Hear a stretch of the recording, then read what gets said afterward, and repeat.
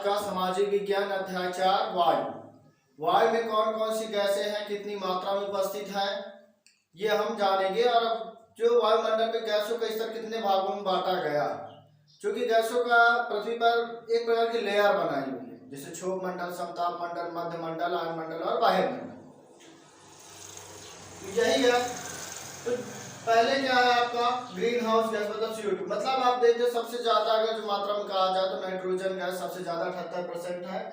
फिर आपका CO2 carbon dioxide, other gas है 0.04%, आर्गन है 0.93%, ऑक्सीजन 21%। मतलब किस प्रतिशत, सबसे ज्यादा आपका 78% नाइट्रोजन और फिर ऑक्सीजन। ऑक्सीजन जो हमारे श्वसन के लिए आवश्यक है, और ऑक्सीजन को मिलती कहां से है, पेड़ पौधे द्वारा।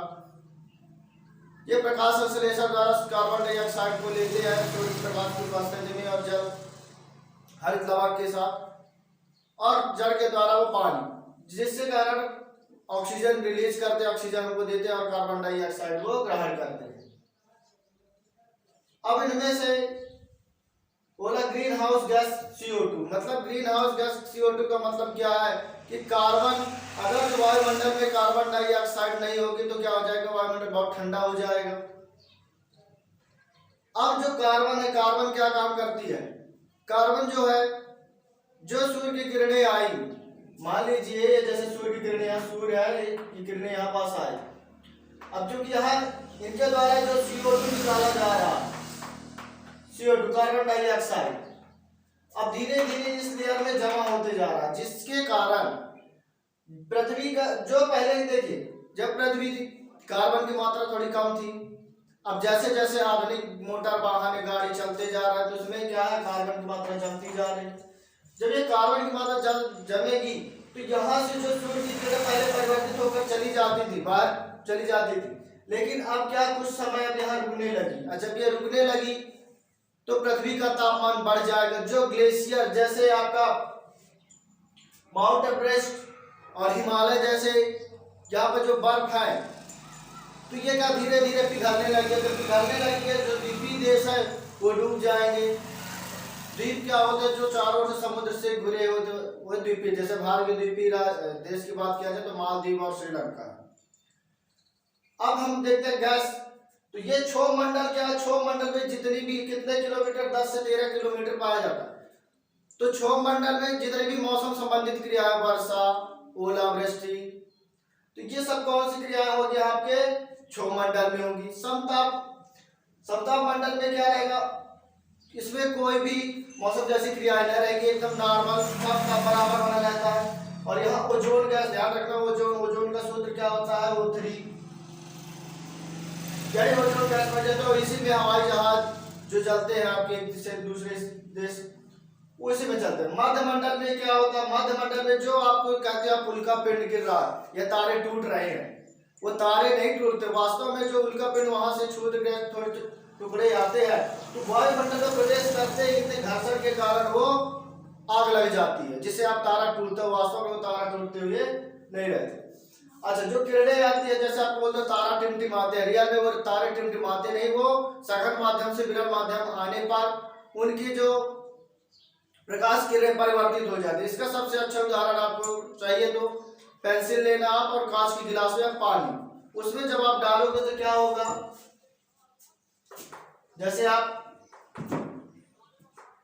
ये आपका गिलास है, इसमें आप पानी इतना डाल दीजिए, यहाँ पास पेंसिल, तो पेंसिल क्या है, थोड़ी कटी हुई दिखाई देगी, झुकी हुई। मतलब क्यों, क्योंकि यहाँ विरल माध्यम है, यहाँ सघन माध्यम है। ऐसी गैसों के लेयर होने के कारण जो सूर्य की किरणें वहां से आती हैं या उनकी किरणें, तो ये ऐसे आए, फिर ये गई, ये पैटर्न बनता रहता है, जिगजैग आकृति का, टेढ़ी मेढ़ी, जिसके कारण हमें तारे टिमटिमाते दिखाई देते हैं, लेकिन वास्तव में टिमटिमाते नहीं होते।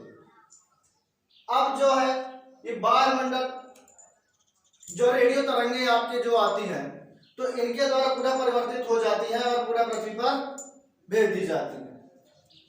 अब आगे आते हैं मौसम। अच्छा, ग्रीन हाउस का जिसके जैसे मैंने बताया कि गर्म हो जाता है, पृथ्वी गर्म हो जाती है, इसे आप ग्लोबल वार्मिंग भी कहते हैं। ग्लोबल को मान के लिए पृथ्वी और वार्मिंग गर्म होना, पृथ्वी का गर्म होना क्या कहलाएगा आपका, ग्लोबल वार्मिंग।